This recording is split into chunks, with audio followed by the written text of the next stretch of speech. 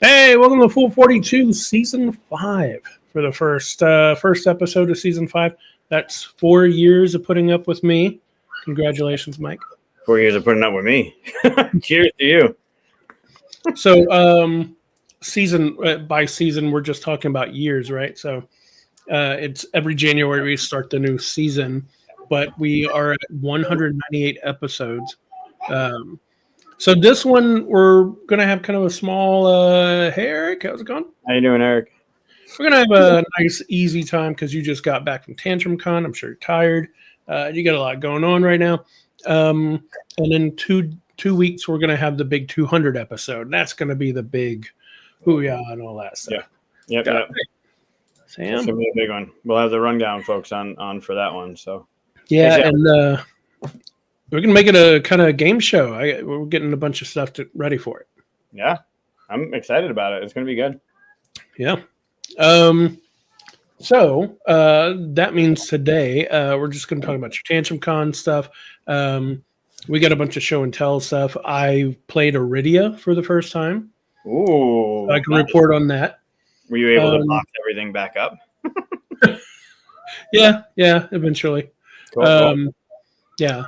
Once you play it once, you'll know where you can stuff all the stuff. So there's at least that, right? It's good to know where to stuff all the stuff. You don't want to not know where to stuff all the stuff. Yeah, I knew the minute I said it. Because if you don't know where to stuff the stuff, I mean, where do you put the stuff? Yeah. You can't just put the stuff. Right. Well, you just put some stuff in your stuff drawer. Yeah, it's my junk drawer.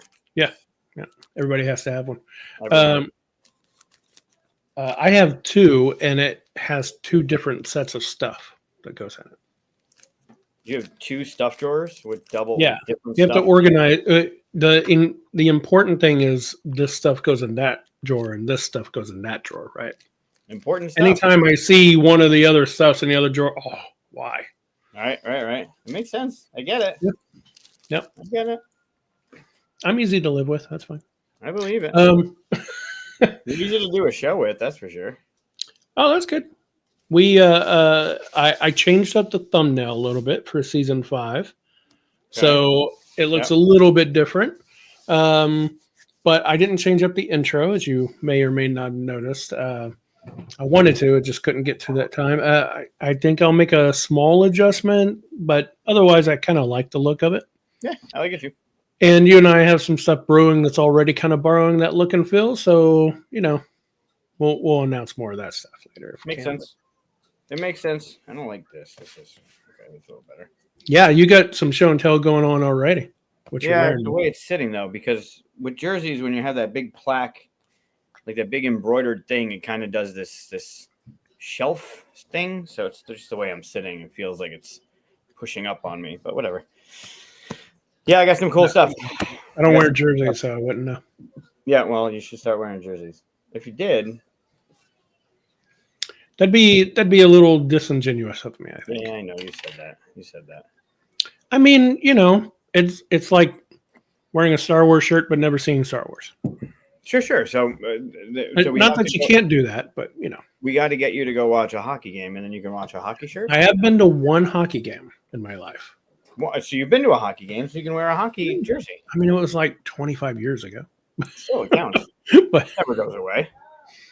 It was fun. I will say that. I've always, I don't know anything about sports, but I've gone to a few sport events, and it's fun if you're with friends and stuff. I get that.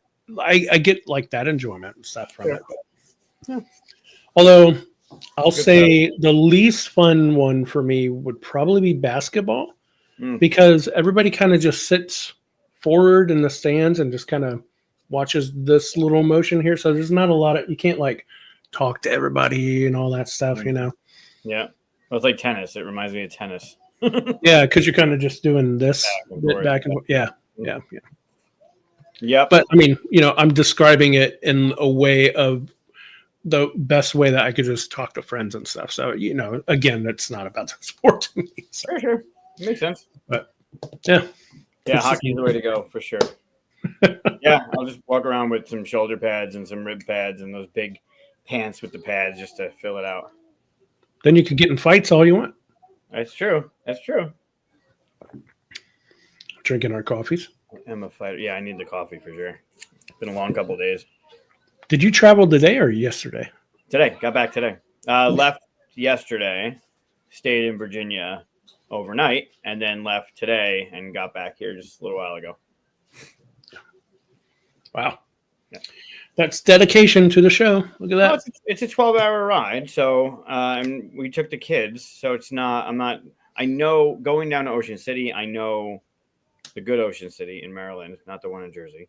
I know they do well on a 6-hour trip. You stop about halfway through if they're not sleeping or around there and get out, walk around, use the potty. And then you're back in it till the end. So I know 6 hours is good. And right when you from me, right when you cross the border of Virginia, there's a town with a hotel that was recommended. So we stayed there on the way down. Yeah, it was good. It was fun. And hit the same hotel on the way back. They did excellent. They were fantastic travel buddies.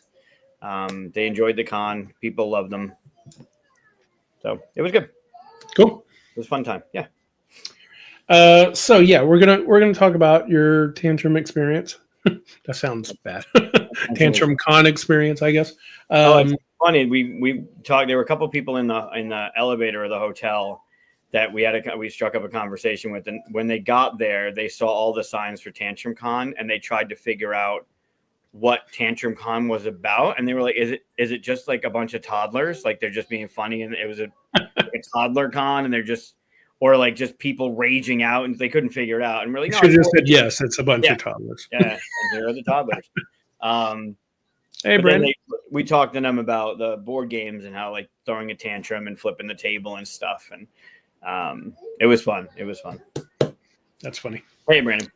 I always have a hard time trying to figure out how to tell muggles of board gaming, right? About it. Like, it's not, like Monopoly, that kind of thing. Like, how do you not make them feel like, no, not like you don't want to do that, right? Right, sure. How do you make them realize, like, there's so much more, Yeah, well, you can say, like, yes, similar, but more modern and more whatever. I mean, Dave and Di, they can't get their kids to believe them that they actually go to conventions and play board games. And I don't help at all with that little shirt. I know I've worn it on the show. Of Dave, the caricature of Dave with the bow tie. They just think it's a swingers con, and they're like, sure, you go to play board games. Like, I get it, aha, or whatever. I mean, it's like, no, play board games. It is hard to because they're like, what do? You play board games all day? Yeah, you play board games all day. Like that's kind of well, you go eat, you come back, and you play more board games. Yeah. Yep. Or order. Yeah, so it was a good time. I'll talk about it. Definitely fun.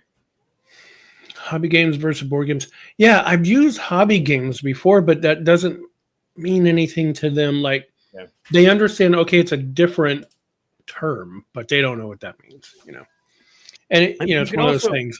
No one can be shown told what the Matrix is, right? You can say hobby games too. I've also heard people, because it's also accurate.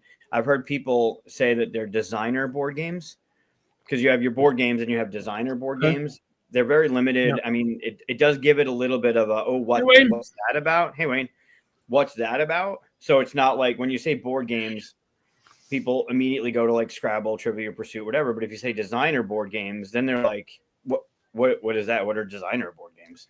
And but it does kind of feel a little uppity if you think. I usually try to pick out like a couple of games and describe them in one sentence. And like I'll pick a cooperative and I'll pick like a competitive just because it lights up other people's eyes in different ways, Mysterium is usually the one like I use. I don't even need to tell them what it is. I go, there's one where somebody plays a ghost and you're trying to get everybody to figure out what happened. Because that's real close to Clue. And they go, oh, like Clue. And you're like, yeah, but this one, you're all working together and cooperative. And they're like, oh, that's interesting. Like, and they can grasp on that, Yeah. Yeah, there's ways. It depends on who you're talking to, and there's ways around it. Like if people are familiar with Clue, you can go Mysterium. You can go Awkward Guests. You could go they're Amsterdam. Like there are a couple that are whatever the Amsterdam. I forget the full title of the Amsterdam one, but they're once you know what you're working with, you can talk about like. Yeah, similar to that, but this element or that element, or it uses dice, but you can elaborate once you know what you were. I find to muggle board gamers or whatever you want to call them. We need our own term, don't we? But I find that just telling them about cooperative games is mind blowing for the most part, right? Because all they know is Monopoly or Sorry or stuff like that. Yeah, it's weird how there aren't that kind of non-mainstream. You want to call them mainstream games that aren't cooperative that you can hang on there, but yeah. Well, mine was a little bit more non-traditional. Like I had the Monopolies, the Scrabbles, the Trivial Pursuit, and I remember the family time and feeling stupid trying to play Trivial Pursuit, and I don't understand why they had me at like 10 years old playing that because obviously I don't know all of that. That's it. Shadows Amsterdam's got that feel. But I did. One of the things my sister and I always played was the original Fireball Island. And that is not cooperative. You are going at each other, but it is a roll and move at its heart.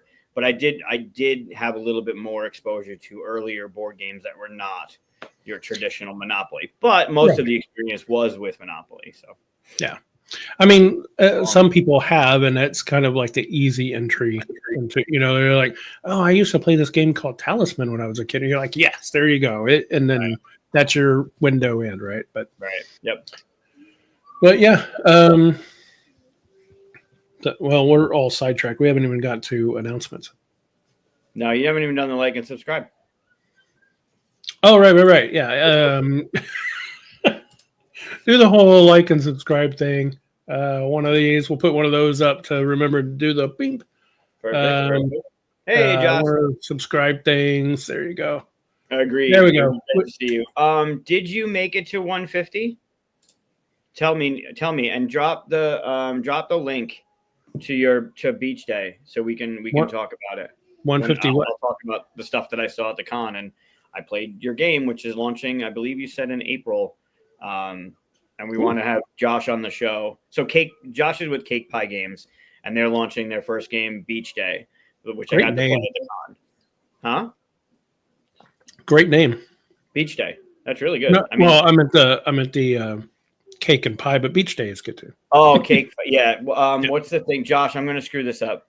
It's games that are a piece of cake to play and easy as pie to learn. It's something like that. There's some play in the words cake and pie. They're easy as cake, a piece of cake to learn and easy as pie to play, or something like that. That's cool. Fun. Yeah, the game's cute, really cute. Plays quick. It's a 2x2 grid square card where you're playing, and there's public objectives that you can ramp up based on, is this your first time or are you playing with other people, or gamers and such. It was really good, and it was great to see Josh as well. Cool. Well, let's get into announcements real quick. Let's do that. I have. Do I have an announcement? Probably I have kind of an announcement. I have a thing to talk about during this section. How about that? Hey. Say hi, Chris. Ooh, I like your Spider-Man. Hi. Hi. Yeah. Hi. Hi. I like your Spider-Man. Everybody say hi to Luca. Can you tell them where you were this weekend? Where were we? Where did we go? To the hotel. We went to a hotel, and where were we? Where's hotel? And where are we going to the elevator? In an elevator? That's the best part of the hotel, yeah. Yeah, we stayed in a couple hotels. Where did we go? We went to a board game convention. Yeah. Yeah. Do you remember what it was called? Yeah. What was it called? Hotel. Hotel convention. Say it so they can hear it. TantrumCon. TantrumCon. Good job. There you go. Mika's over here wearing his winter hat, but he doesn't want me to pick him up. Can I pick you up? Okay, that's fine. Beep. This is where the show derails. This is where it happens. We're 15 minutes. This is where it starts. It's going to continue the derail all the way there. Yes. Chris. Yes. What do you party with? Huh? I go to the party. You go to the party? No, okay. He has to go to the potty. Oh, okay. Do you have to? Yeah. Okay, I'll be right back. Okay, I guess I'll start with my announcement then. This is the only drawback to a live show. But you guys are fine. But the good news is he does it by himself now. I just have to open the gate so Mika doesn't go. Okay. Like he can do all the things by himself, which is fantastic. Nice. No, absolutely not, Eric. What was it? Oh, yeah. Go ahead. It was a few episodes back that was. No, not at all. Chris does have that effect on people. Yeah, people see him and immediately have a bowel movement. Yep. Yeah. It's my mutant ability. It's like one of the worst mutant abilities ever, but of all the mutant abilities, that's probably the bottom of the barrel. I don't know. In X-Men 3, there's a guy who's blue and sticks to walls. That's all he's got. So, I mean, that could come in handy. People going to the bathroom when they look at you, that's probably not helpful. It doesn't hurt me. Yeah, but you can't have any conversations with anybody. I can after they go to the restroom.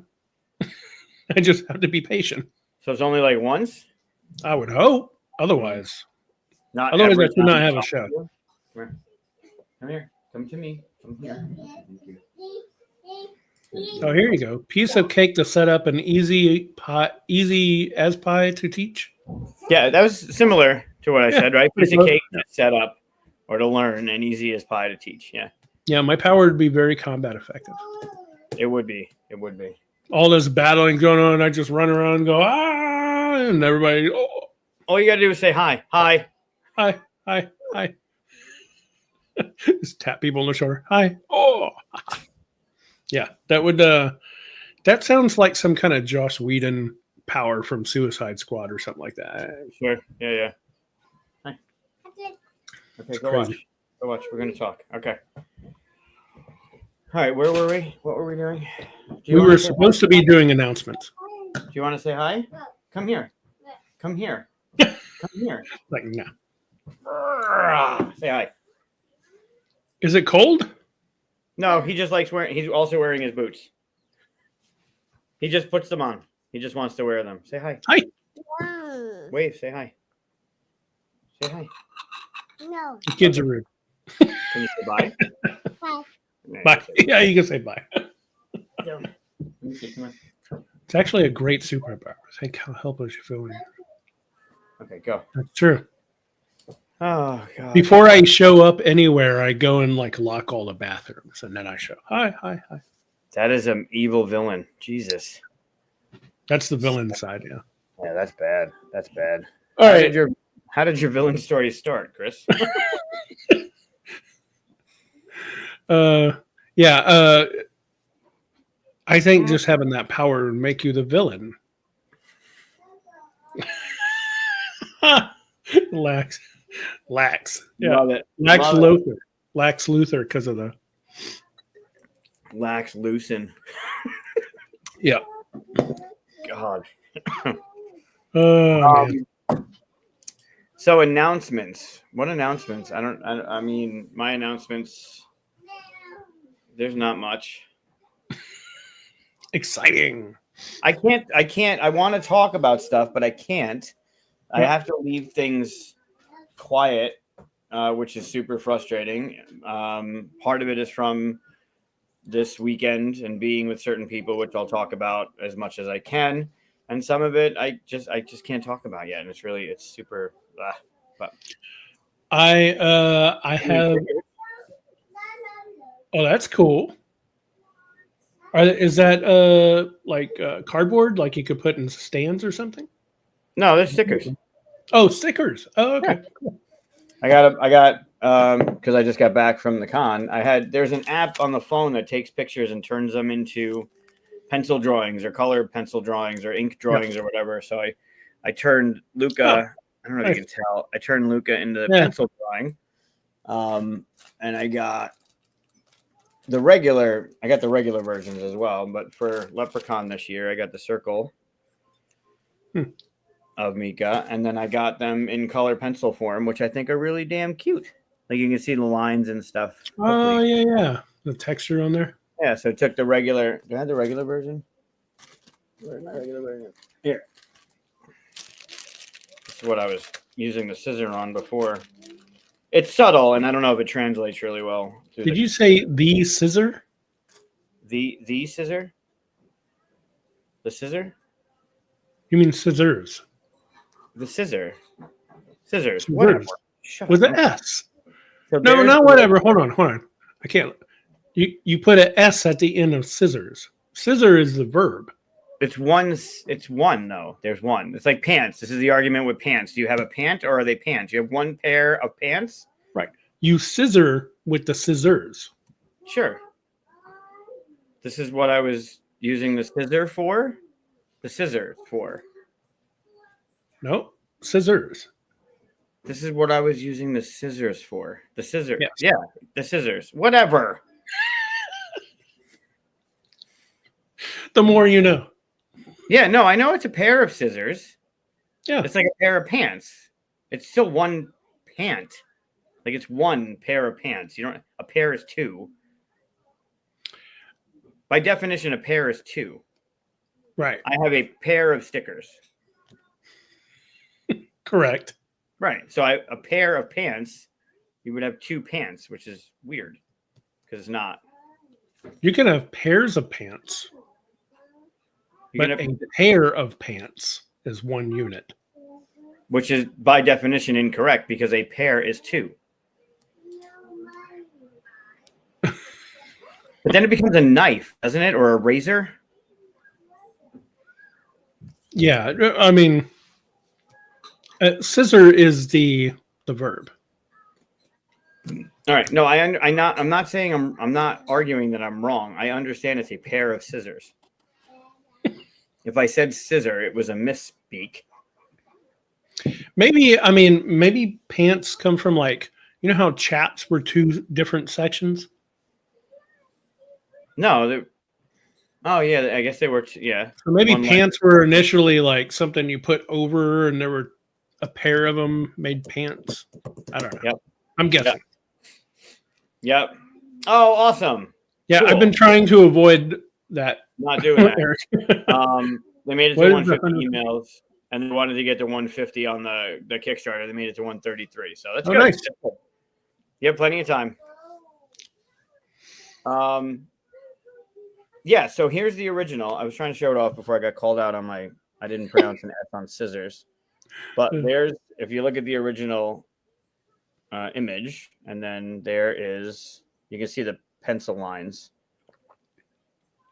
That's cool. Yeah, just something unique. But yeah, I have them to show and tell. I have some artwork to show. I have Lucas painting. I want to show this off. This is stunningly beautiful. Oh, is it the cover of the?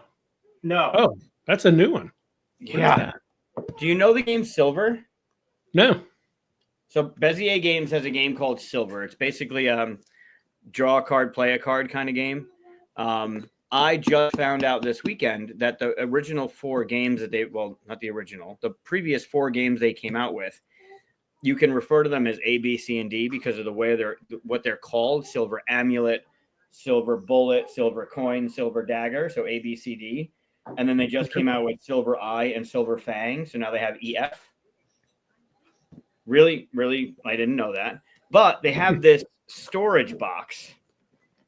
This is big. Like it's a big one, right? They have this storage box, and the box opens to house all the boxes. Oh, look at that. That's Right? So cool. all of them are in there. Okay, those are all 6 that are out now. And they even made sure to put a little pull tab so you can get the box out. That's Like, nice. Super clever. I love it. Okay. Then, putting it back, you just want to make sure you put the thing there. Underneath each one, they have a drawer for stuff. And this happens to have, like, I don't know, the 5/6 player or the promo cards or whatever. The whatever you want to do with it. And then in here, they have the player mats. Oh, that's nice. I haven't seen that. I was just complaining the other day about player mats not fitting in board games. That's cool. They're tiny player mats. Not tiny. I mean, they're long. But Sure. you know, the whatever kind of play mat. Yeah. But the forward thinking. Like this is a beautiful. Except they can't make any more now. That's it.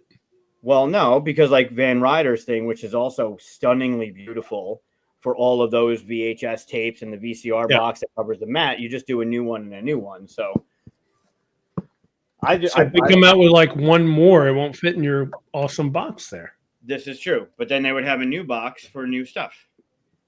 You plan ahead. It's like the Tiny Epic stuff with that carry case.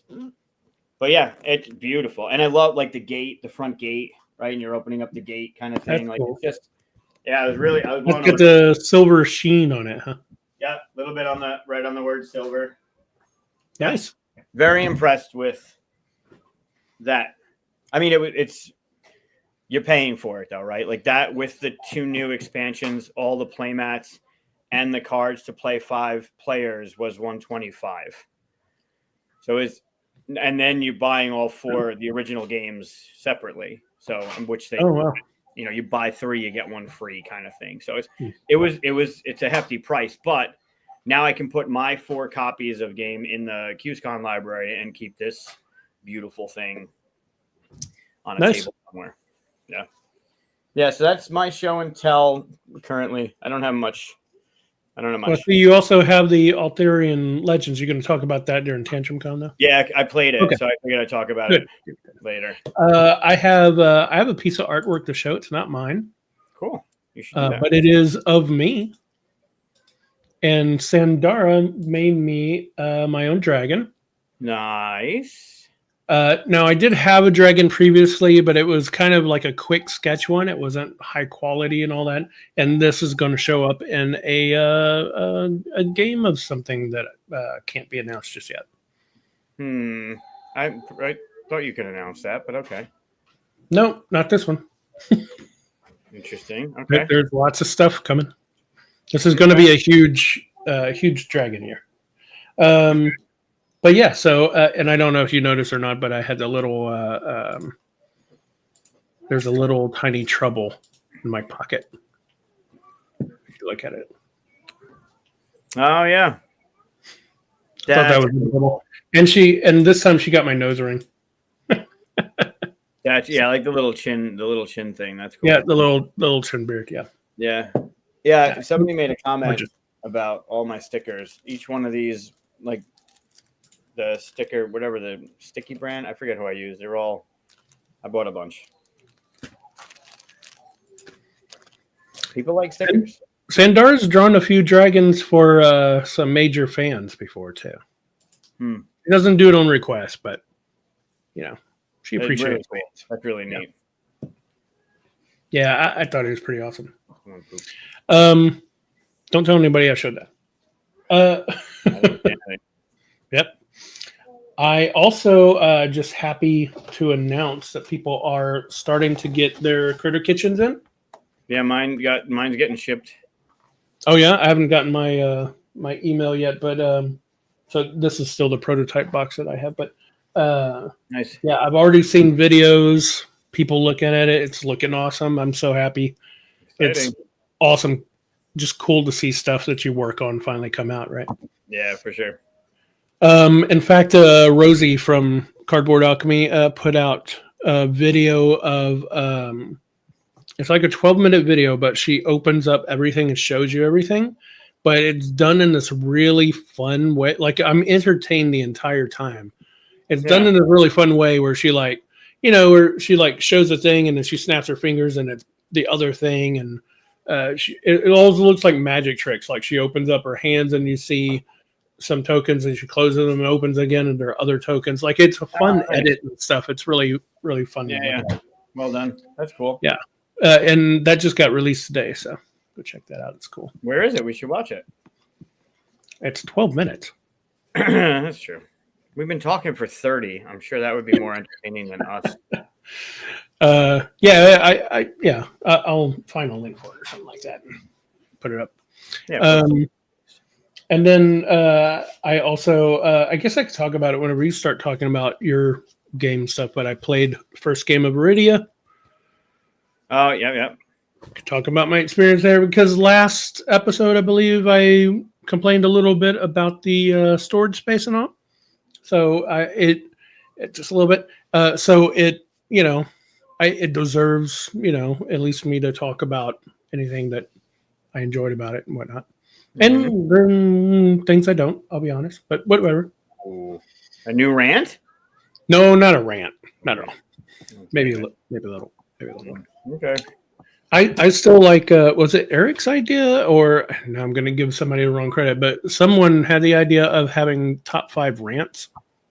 Top 5 rants. I like that one. I think that could be a fun show. It'd be good. I got to get all like ranted up for that. But yeah, I think that's all I got. Yeah, I'm. You got Luca painting for this. So I do have a number Luca painting. 101. It is number 101. Yep. It is number 101. Eric calls dibs for guests on that show. I think it was Eric that talked about it because I remember him saying he wanted to be the guest for that show specifically. That'd be good because he's got to come up with 5 of his own rants as well. So yeah. I'm sure we can come up with. We wouldn't have any overlap. I feel like there's something else that I wanted to talk about. The new season, 200th episode, the 100 paintings. Oh man, you'll think of it. Go ahead and do the Luca painting, and we'll come back to it. All right. But now I don't remember if there was something or not. Whatever. As an announcement, I already said it, but in 2 weeks from now, we'll have the 200th episode and all that. So show up for that. That's going to be fun. I do want at some point in this new season, because I haven't done something new in 2 years. It's always been the Luca painting. And the first year was the Geeky Tikis. The next year were the different game worn jerseys with some exceptions. And then it was Luca paintings. And then it was so cool that I kept it for last year. And this year I want to do something different. So I think what I'm going to do is include Mika paintings this year. Nice. Now Mika's starting to paint. They're good. They're like, if you remember Luca's a year ago or so, 2 years ago. You showed me one. Yeah. Yeah, they're good. He's doing a really good job. But they're different. But I'm going to sprinkle them in throughout the year, I think. I'm going to keep the Luca thing going and then bring Mika's in. I, for every episode, have had him coming a little bit closer and closer. If that's... I don't want to acknowledge it. I see it. I know he started in the corner because Batman was protecting him or whatever. Now he's not on screen. I don't know where he's going to pop up next time, like right next to you. It's going to be a slow process. Maybe by like the end of the season, he'll just be like right here. Yeah. It's going to be great. Can't wait for that shit. And just one day, it's just going to not be Chris doing the show. It's going to be me and this friggin' puppet. You're just going to see like a foot underneath the futon back here. Yeah. And you're like, huh? Is that Chris's? Yeah. I swear, the episode where he just raises his hand by himself, I'm leaving. I'm out. You're finishing the show by yourself. Just saying. Hey. It's happening. How you doing, Evan? So Luca is he was the first one that made the appearance at minute 14:30, I think. He is over 3 now. He's doing the watercolor paintings that now Mika, who turns 2 on the 21st of February, is now taking part in. This is a Luca painting, and every Monday I select one to show on the show, to display, to reveal on the show, to present on the show. Yeah, that works. And then we try, and chat included, everyone tries to offer up what they think is going on in the painting. He wasn't looking at anything. It was him and Mika just next to each other painting this, so there wasn't some showcase. There you go. I like that, showcase. Because I do write on the back of it what episode and what number it is and everything. So this is today's. This was done on the 7th of January. And everybody in comments, tell us what you see. He is still using his left hand when he paints. Doing my best to keep him a lefty because, Dad. So yeah, this is today's. This is from the 7th of January, and this is today's Luca painting. I don't think you can purposely keep him a lefty. Well, my grandmother was purposefully kept to not be a lefty.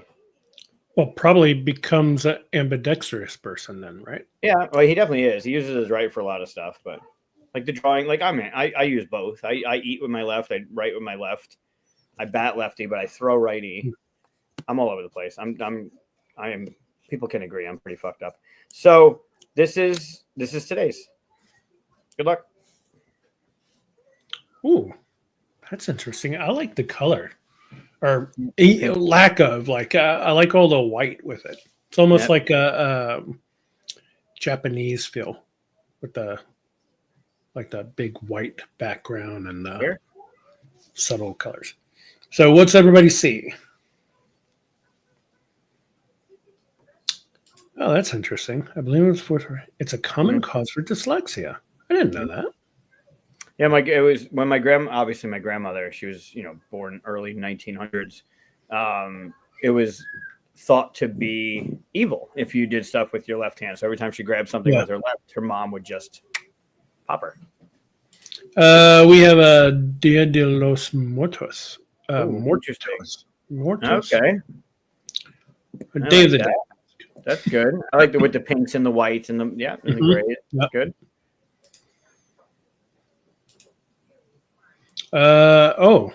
Rainbow beetle.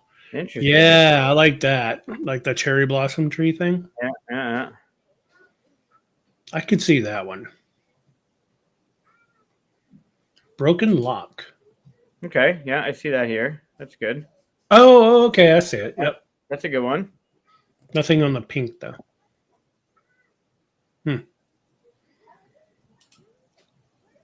Yeah, I couldn't get away from like a fur ball, just like a rolling fur ball. I don't know what the pink stuff. It made me think of like anime stuff. Whenever there's big flashy stuff going on, and they just have weird symbols pop up. Okay. I didn't have anything very strong with it. I just like the colors. Yeah, it is. I like the pink and the gray. That's a nice color. Black palette. cat running from pink bubbles. Oh, I like the bubbles. Yeah, that's what I couldn't think of anything for the pink. Oh, Knuckles, like Sonic Knuckles. Yeah. I mean, it's got a good movement on it. The gray. Yeah, for sure. Yeah, cool. What do you see? This reminds me of Excite Bike. Do you remember Excite Bike for Nintendo, original Nintendo? NES? Yeah. It was like the dirt bike game. Oh, the one where it goes like you're just basically going over the thing. Yeah. Yeah, it's like a 2D scroller, but So I see front wheel, back wheel, helmet, and he's either going over like a puddle of mud or one of those little tiny ramps or something. Yeah. I could see that. Yeah. I like the Excite Bike. Excite Bike was fun. Challenging, but fun. Cool. Yeah. Yeah, the heat was tough. Hey, Matt. Matt. Making your own maps. I didn't know you could do that. You could construct your own thing. It was really fun. So got into it. That's today's. Matt, what do you see? You just jumped in.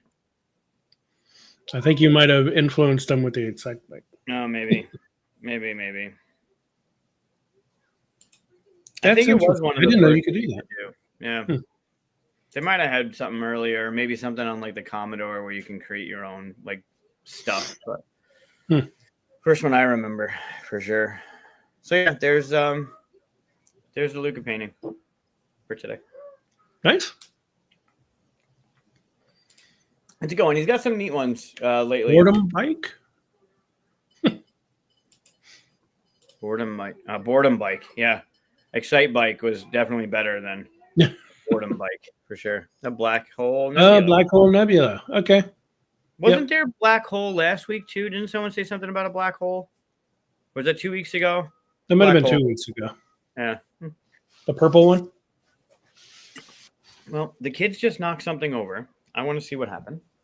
I'm sure it's knocked over.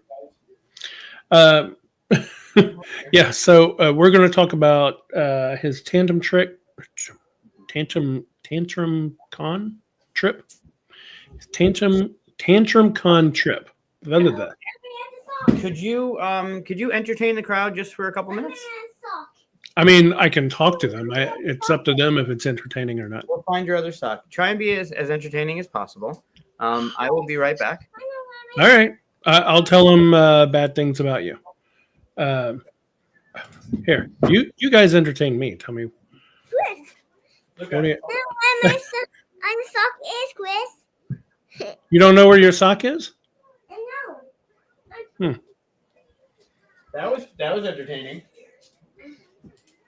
Tantric tongue trick. Yeah.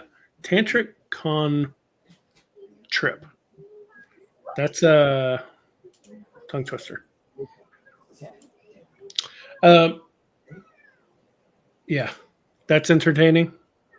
Yeah. So we're going to talk about that. We'll talk about the games that he played and stuff like that. We'll talk about Iridia. After that, we're going to play a game called Zosimos, which is a game I created and will possibly come out someday if it ever gets made by somebody. But we'll be playing it on screen here and stuff. So, yeah, wish I could juggle. I have, let's see if I'm going to entertain everybody. I have what are these things called? Bazookas? Not bazookas. Not a harmonica. What is this? That I'm going to start losing people this way. Mike, you better get back fast. I'm going to start losing people. Kazoo, that's what it is. I have a kazoo. I'm going to start kazooing if you don't get back. I won't kazoo. I won't do that to people.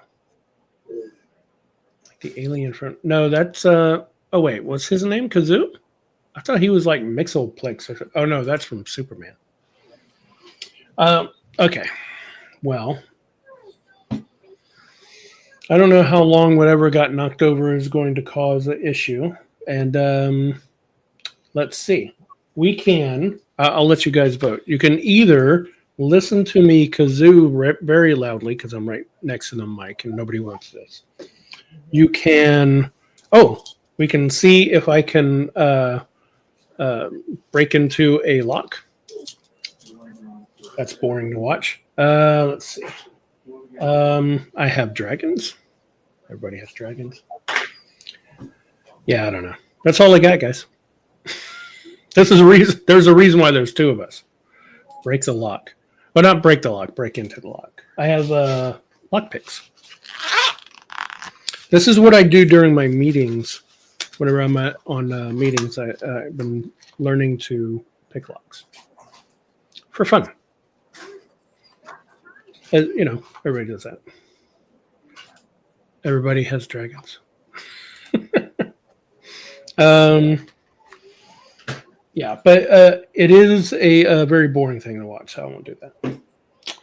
Let's see, what else? Yeah, for reasons. For fun. I've already showed this, I think. Might give me that. Oh, we're still talking about left-handed people. Well, my brother's left-handed. He's not sinister. You should watch the live.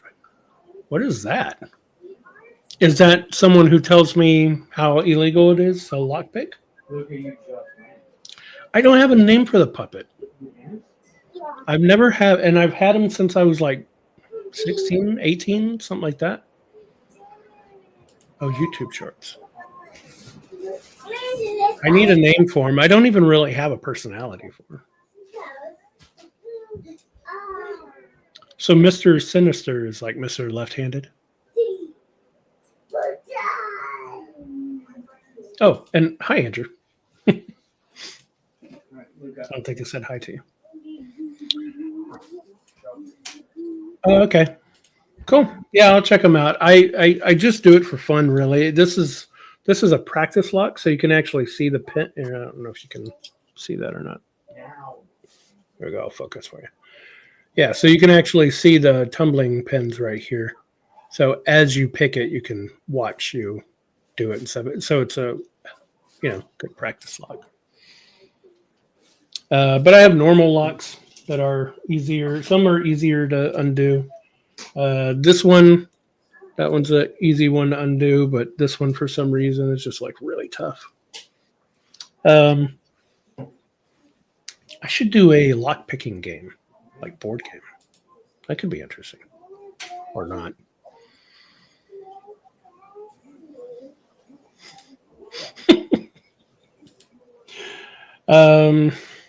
Let's see what else. A dexterity game. Well, that's what it is anyway. Yeah. Otherwise, it'd be a boring Euro of pushing cubes around till pins hit. I guess it's not as fun. Hey, you're back. Yeah, I didn't just hear proved anything how else. important you are to the show because I ran out of stuff to talk about already. Great. Well, perfect timing then on my end, I guess, huh? I was showing them like practice locks for picking. Sorry, everyone. Yeah. I'm surprised I almost started picking locks. I'm just saying. I almost started picking locks for him. So Okay. Sorry. so you can't leave. No. Well, I mean, there's still 11 people watching. There's more now than there were when I left. The thing that was about to happen, kazoo, man. Oh, we were God. about to go in kazoo. I'm just saying. I already showed the Star Trek thing. I ran out of stuff. All my toys are behind me. You showed that before. I did. Were they helping you out? Were they like asking you questions or something? No, they were just making fun of whatever I put up in front. Okay. All right. I mean, they talked to me, so That's nice. At least they talked. and they were still talking about left-handed things. So that's more. I mean, honestly, the left-handed documentary that's going on here is more interesting than what I was doing. That's cool. You never go full Yeah, don't go full kazoo. Yeah. Also, Brandon, don't. I don't want to hear that. Yeah. What does a person who sings off key using a kazoo sound like? That's what you were about to find out. It's got to be awful. Mika, turn that on. Turn it back on, Luca. Right. I couldn't remember what it was called, so I threatened to play the bazooka, I hate these kids. which is close to kazoo. Leave that alone, okay? Leave it alone. Someday they're going to grow up and they're going to probably not watch this but if they did, they're going to love hearing that part. I hope they grow up and watch it. I really do. It is going to be a really interesting thing because, like, if I want to look at old photos of family or something like that, I'll find pictures of like my great grandfather or something, and like 1-2 pictures maybe is all that's left, and I'll be like, all right, that's some dude. That's it. But now, like generations ahead from here, they can come and watch our show. Yeah, it's weird. Yeah, as long as it's still out there, nothing happens, then yeah, like that's. I mean, and they can look at, I don't know, Facebook and just see your entire life of your great grandfather and all that stuff. It's very, very strange. Yeah, it is. I agree. Oh yeah, we talked about the. It's not evil. It's just a puppet. It's evil. Puppets are evil. Yeah. I don't care if they monitor me. I'm not doing anything. I am. I am learning to pick locks, but that's just for a fun hobby. Board game research. Yeah, my last apartment I was in, I could get in the door in 10 seconds. It was such a bad lock. I hope, 1, those people watch this show, and 2, they change their lock. Well, they should, because I could get into other apartments too. Oh my God. Well, that's great. Yeah, they had a show apartment near me, and I was like, well, maybe it's just mine, so I went to that one. Yeah. It's like less than 10 seconds. It was way too easy. Good. Good. I believe this is the second time in a few months that I'm going to be having a call out for co-host, because Chris will no longer be co-host on the show for putting that out there into the ether. I'm sure. It's fine. Nobody watches this. Only friends watch this, right? So that's true. That's true. Our 100 or so friends that show up. Yeah, 500 subscribers, but yeah. Whoever, I mean, if you can hang on this long after us not talking about TantrumCon or whatever else we promised to talk about, That's true. you got to be a friend, right? That is true. That is true. We are 50 minutes into it. I guess we should talk about. We should do the things that we said we were going to do because I'm sure they're going to turn into pumpkins in a minute. And they'll pass out within 5 minutes of us ending the show. Yeah, might be me too. I might do it. Although I did have the coffee. We'll see what that does for me. No. Don't do that. Thank you. The entire run, all 4 Yeah. years. Don't do that to anybody. Yeah. Fair enough. Yeah, I surprised nobody, I'm sure. No, you already have people volunteering to be the replacement. See? Ready to replace you. All you need is a kazoo. No kazoo. That's the requirement is no kazoo. And puppets. No kazoo and no puppets. And no puppets playing kazoos. You need a puppet, you need kazoo. What else do you need? Broken chair. Well, yeah, I'm in a very uncomfortable chair right now. That's why you see me kind of shift and move every now and then. I'm sitting on like fake pillows and stuff. Oh my god! I bought a new chair. I'm waiting for it. It should have showed up today, and it's not. So. Nice. Daryl's got a beautiful one. It might have been on. If you look at depending on where he was sitting when he's on the show, if you look at the seat that he's in, he's got a Batman one. It's beautiful. Oh, yeah, really. The last one, the one that broke. Which I'm still sad that it was like 10 seconds at the end after the show, right? You and I were still talking right after the show ends, and boom, my feet go up in the air. I love that you're sad that it happened after the show ended and not sad that the seat broke. Now, seats are seats. I would love to have that happen on the show. I was sad that it didn't, but it was so funny. It is kazoo. I can play the intro of that on the kazoo. Oh, no puppet. Well, I got my puppet in Vegas. In a little what do you call them? Like kiosk in the airport. Some old person made puppets. Yeah. That's one of the tech tree questions for season 5. Yeah. Co-host with the puppet. Yeah, the puppet is the co-host. Yeah. I guess so. That's we can do that I guess we're kind of far past announcements, but we are talking about this being the 5th year of doing this stuff. And we have some people already lined up. I know I might have talked about it last time, but next week, Monday, we'll have Scott Rogers on. Which I'm super excited about because our thing is going to be top 5 toys. Yeah. If you don't know Scott, go look up Scott. Scott's a great number one. Very, very, very much looking forward to talking to Scott about stuff. The week after that, which will be our 200th episode, we have the Rundown folks on. I believe all 3 of them. So we'll have Bob, Tim, and Scott. Nice. Mike on. I'm reading the thing and I see Scott's name. They'll be on for the 200th episode. The week after that, so next 3 weeks we have guests. The week after that, the 17th, the day before Button Kingdom's launch, we'll have Sam on from Around the Stump Games, who's in the chat talking about being an evil lefty. We'll have Sam on to talk about Button Kingdoms. I believe we're playing Button Kingdom.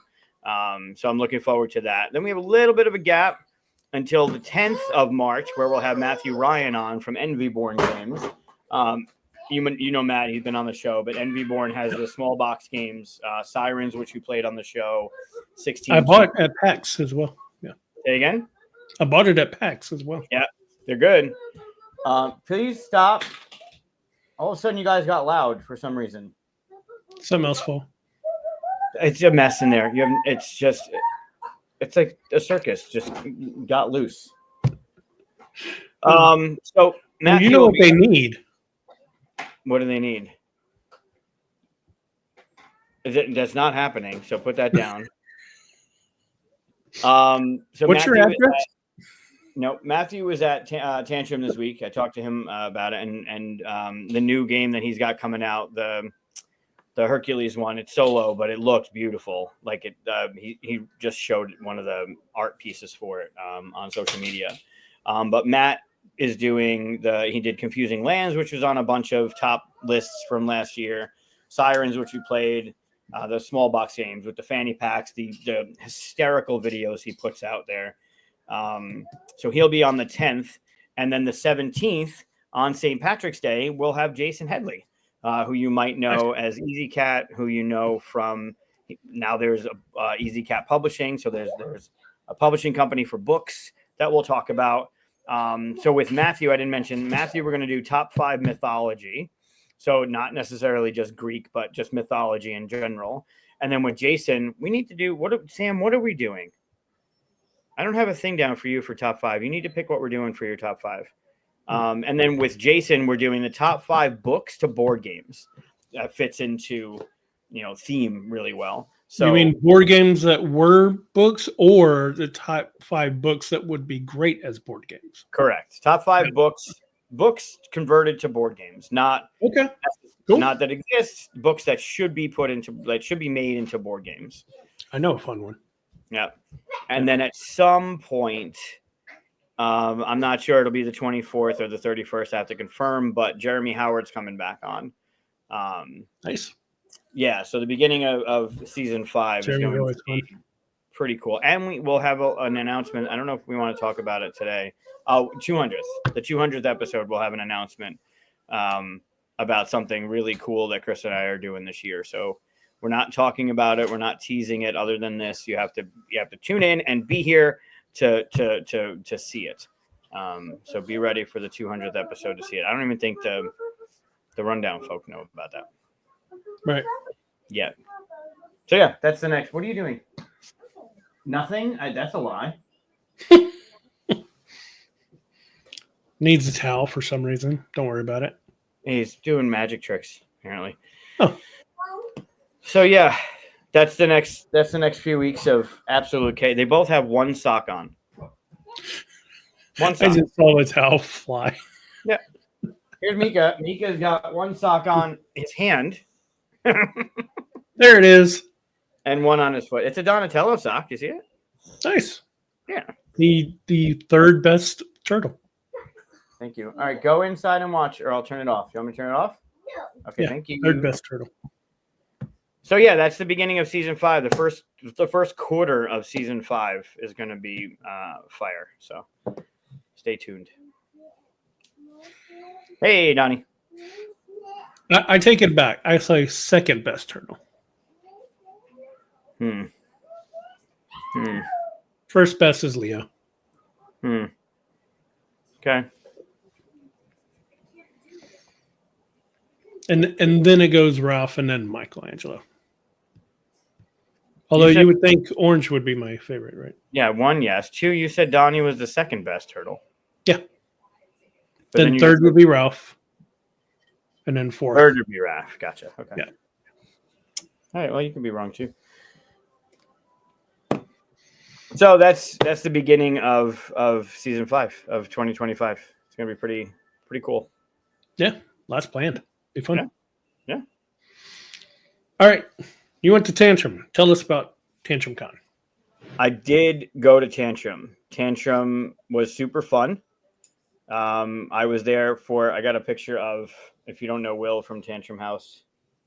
Yep. I was wearing my chef's coat for the charcuterie event.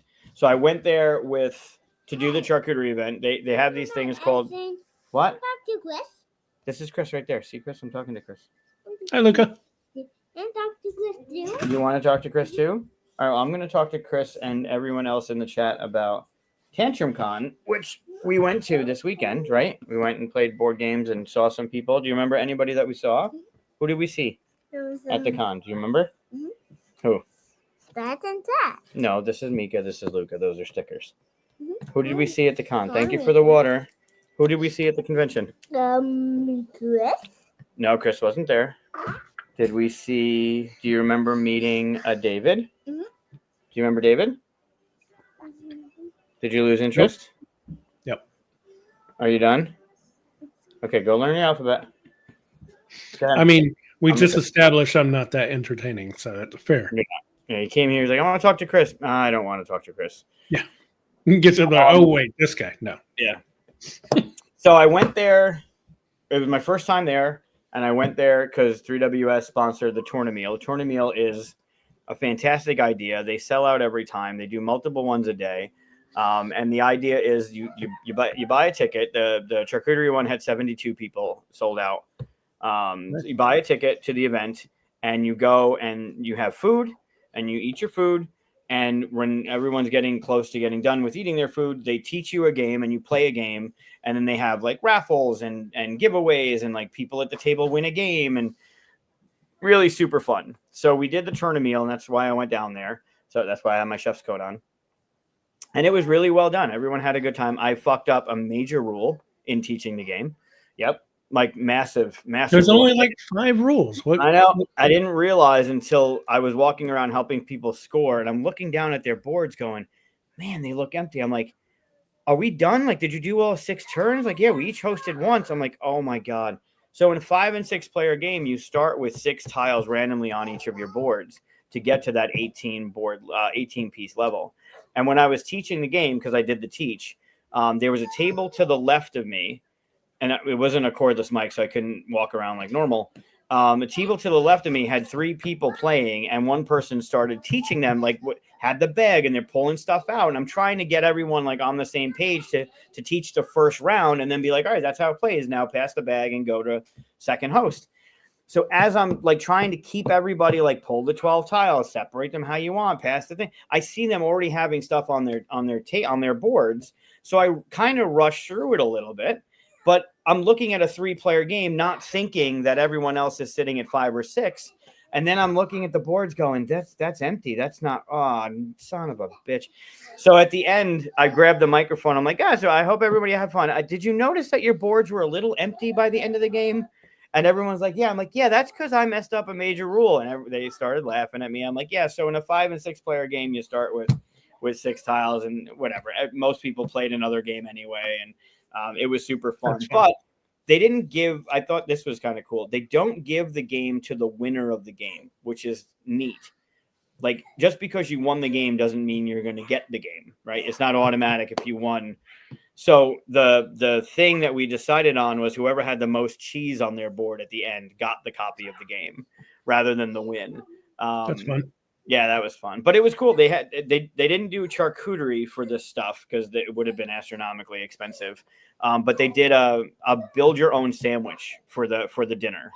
So the event was at 6:00. So people got in line and they had salads and they had choice of bread and they had choice of cold cuts and cheeses and stuff to make their sandwich with. And that was kind of the kind of thing. That's fun. Did you see what Matt said here? Oh, yeah. I talked to Chad about when Wine Cellar comes out, we're going to be doing some sort of cross promotion, but I didn't see what he did with Wine Cellar. I'm curious. Guys, please stop. Thank you. Well, the same thing as you, only it was just all wine and they were trash at the end of it. Great. That would be awesome. Yeah. So that was Saturday night from 6 to 8. Friday night, I was on a panel of judges for their proto tank event. It was like a Shark Tank, but prototypes.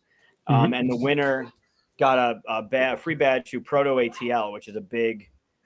Oh, that's awesome. That's awesome. Where? At TantrumCon? I imagine. Oh, I didn't see it. Guys, absolutely not. We're not doing this. Everyone else is going to love to see me melt down. Look at this. This is what I'm dealing with. Awesome. It's good that you have 2 of them. Wow, that's cool that they did that. So yeah, the proto tank event was really cool because then they had people with their prototypes and they had 5 minutes to pitch and then we had 5 minutes to like question and answer kind of stuff. But it was me, Scott Brady, Hughes and Q's, Boop. Guys, in there, stop. It's more fun to do it in front of camera. Then go inside. So Scott Brady is the designer of Boop. He's a co-designer of Caution Signs with Danielle Reynolds. his wife, Nicole Brady, who's part of Gamma, who's on the board of Gamma, and then John from All Play. We were the 4 people as the judges, and there were some really good pitches that we actually couldn't come up with a winner. You're surprised. I get it. I couldn't get a number 1 out of it, but all 4 of us couldn't do it. And it wasn't bad because all the prizes were the same. They got the same thing, first, second, and third. And we added a 4th as an honorable mention because we wanted to talk about one so badly. So we added a 4th, even though we were supposed to come up with 3, and we had a tie for first and second. You're awful at this. Awful. I know, I'm very bad. But it wasn't just me. You see, it's not just me that does this. But it was that really doesn't make it good. Whatever. It's okay. So it was really fun to see. Like, I love seeing people's creativity, right? Yeah. Where they're coming from, what they're doing, where their inspiration was, the idea that they're coming up with something new, something innovative, something that's not just a regurgitation of another deck builder, another dice chucker or worker plate, like things that are unique and interesting in designs. And it was fun to see. I mean, they were all over the place. There was people with their prototypes trying to play stuff, and there was first look, and there were demos, and like Josh had his game Beach Day there that's coming to Kickstarter, final art and final whatever. But it was really neat. And then Thursday, I was kind of just a chill day for me. I didn't have anything planned. So the proto thing was Friday. The charcuterie event was Saturday. We left on Sunday afternoon after saying goodbye for much longer than I wanted to because, me and talking. So Thursday, I got to look around, and it's spread out. It's a beautiful. The hotel is really nice. They had rooms, all the ballrooms, all the things were all taken, and everything was kind of sectioned off. Like the main ballroom upstairs, where the play-to-wins were, was right next to the vendor hall, and then right outside that were like first look and demo kind of stuff. And then they had a crokinole tournament, so they had a crokinole hallway with all the boards set up, and then down by registration, which is beautifully set up, they had like the hotness tables, and they had another open gaming area, and they had a family room where you can go with your kids and play games, and then the library was in another room. Like it was really big, but how many people? I want around or under 1,000. I think it was 700 or 800 last year, and I think it was supposed to grow again this year. But and what city? It didn't feel crowded, huh? What city? It's in Charlotte, North Carolina. Oh, okay. First time there. I had never been to Charlotte either. But it was beautifully done, very well organized. At least, so I'm looking at it through 3 different lenses. I'm looking at it as an attendee, then I'm looking at it as a publisher, and then I'm looking at it as someone who runs their own convention, right? And all 3 of them, if anything was going on behind the curtain, I didn't see it. Like if they were putting out fires or whatever, everything seemed to run very smoothly. Everyone was super chill, super happy. Everything made sense. Everything was organized very well. I really like a lot of the things that they do that I want, like QSCon should be doing. Even little things like the way I don't have an inventory system for the library, and they have a QR code on your badge and a QR code on the game, and you scan the game and you scan your barcode on your badge, and then you scan the game, and that way you can kind of tell like what's being checked out and what isn't, which I don't have on mine. Hi. Go ahead, do it. Perfect. Did you have fun this weekend? Yeah. Like this. Do you know what a kazoo is? What? A kazoo. A kazoo? Yes. Tell your dad you want a kazoo. Have Chris play it. Ask Chris to play it.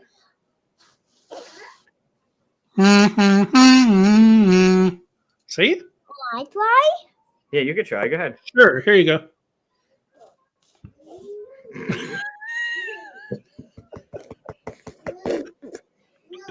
It doesn't work across the screen. Sorry. Do that. Yeah. Now you got to get him a kazoo.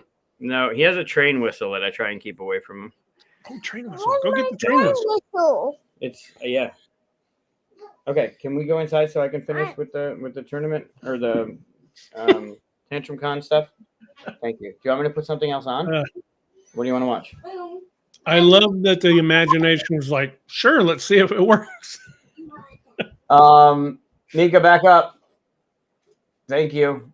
So yeah, really, I got there. I'm standing in line waiting for registration, and Will came over and was like, "Come here. I know where your badge is. Like, you don't have to stand in line." And then him and Kevin at different times. I know. Well, because the exhibitors were in a different line, and I didn't know that, so I was standing in the regular registration. Oh, so special. Okay. Definitely not special. I love Grizzly. You want to watch Grizzly? Yeah. Okay, I thought you wanted to watch Mighty Monster Wheelies. What's Grizzly? It's there's no words in it. It's about a grizzly bear and a whole bunch of lemmings, and they just fuck with each other the entire time. It's animated. Educational. It's really funny.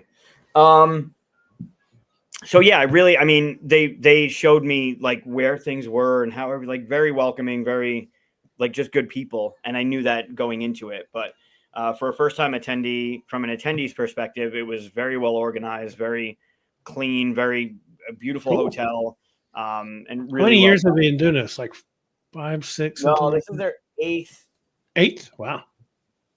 Yeah, it says established 2018, and it was their 8th annual. Yeah. Is that 8 or 6? 8th annual. I don't know because you're disappearing off camera. I don't know. Oh, I'm looking at my badge. Oh, okay. Which I can show, I guess.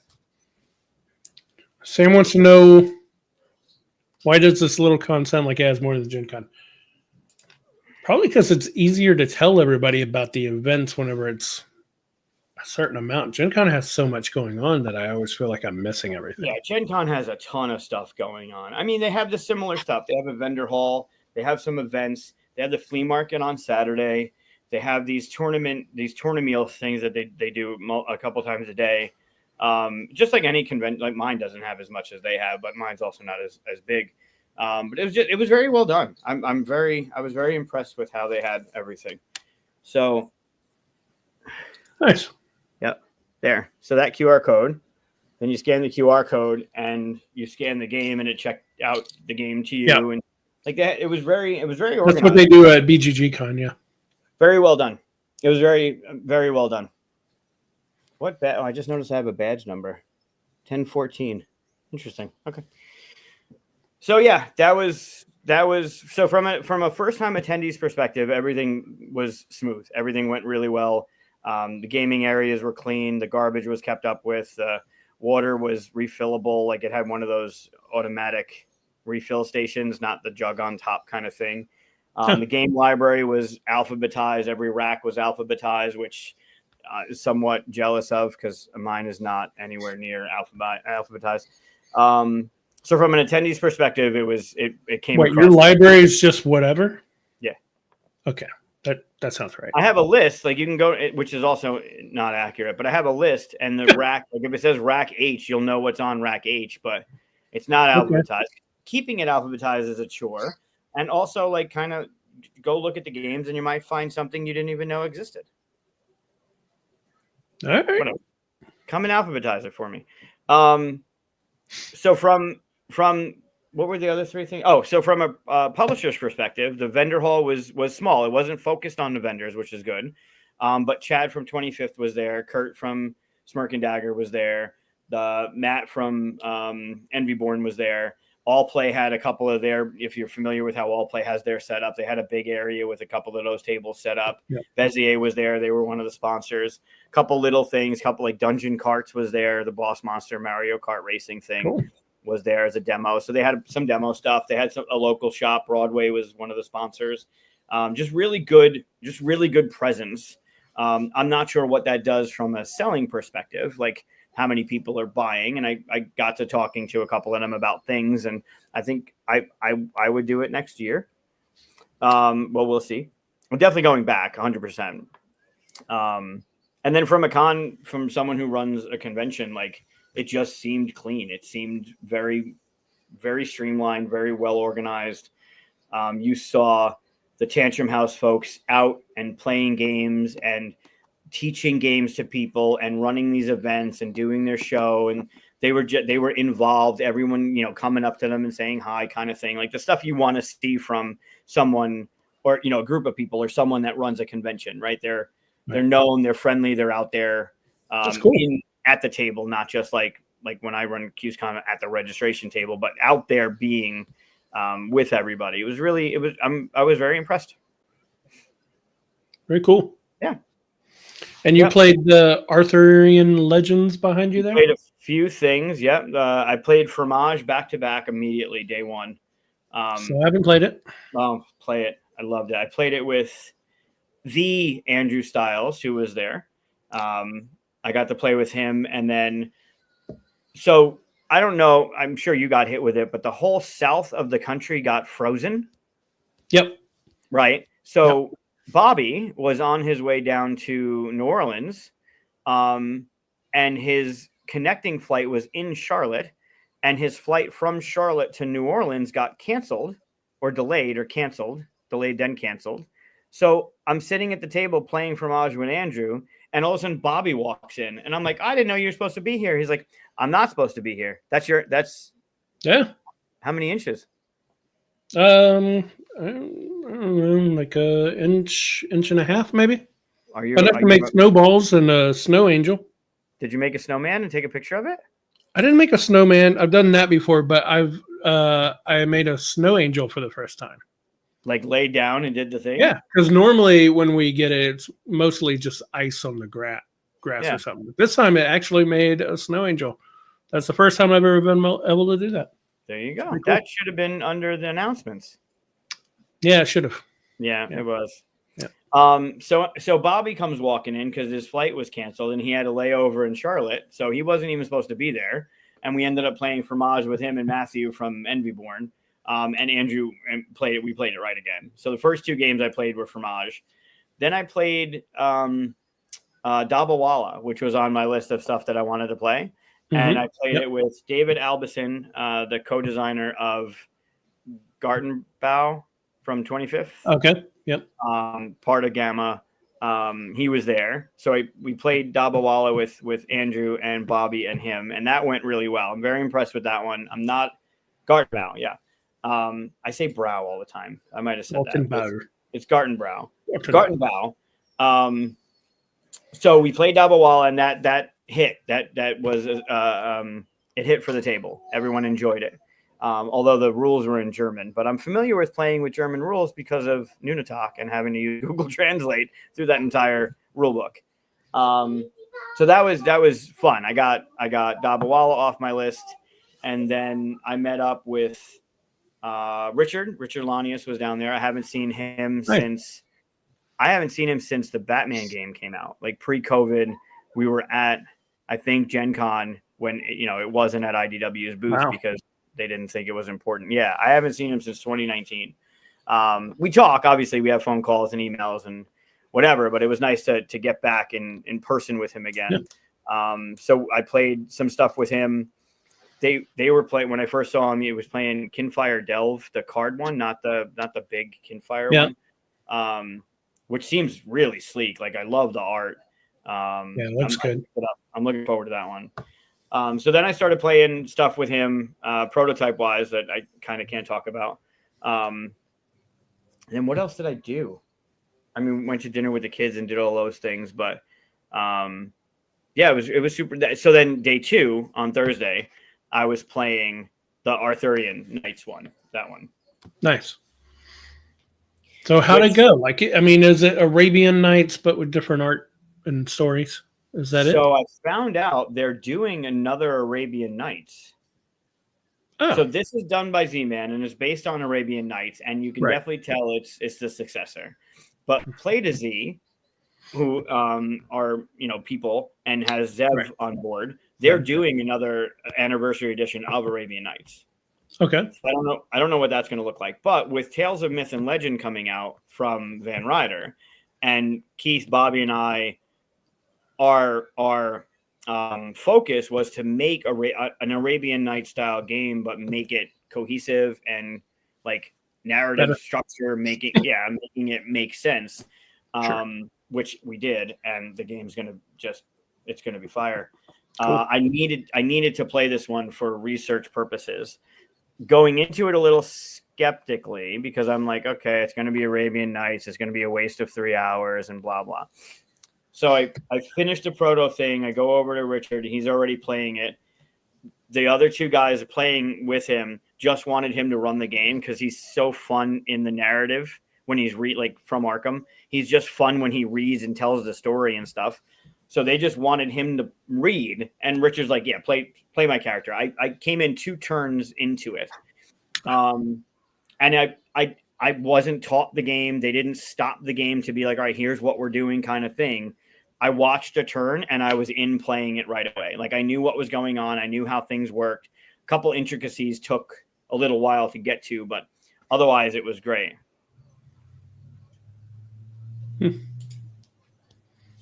That must be from like the Arthurian legends, I assume. Maybe. No, that's not that reference. That's something else. Evan, what is that? So yeah, I picked it up. I picked it up really quickly. It makes sense, like what's going on in the game. Oh, there you go. Arabian Nights. Oh, the Arabian Nights theme. Oh, okay. So yeah, I I bought this after I played it with him, and I knew Richard was bringing it because he showed me the games he was bringing, so I didn't double bring. Now I'm gonna have that stuck in my head. Thanks.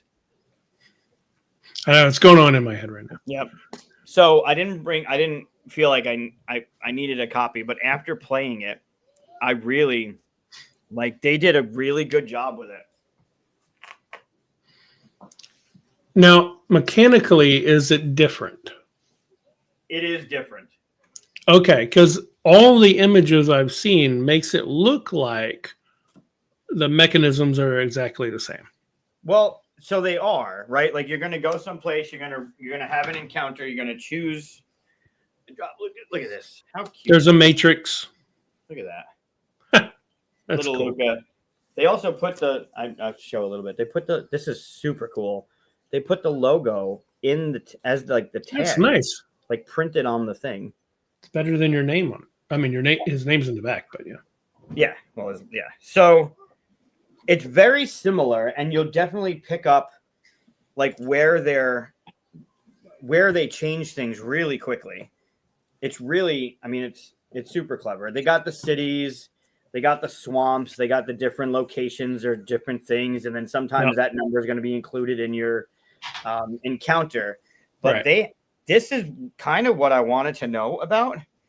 Look at this thing. Ooh, that's nicely done. Yeah. I mean, small enough text where you're like, all right, wait a minute.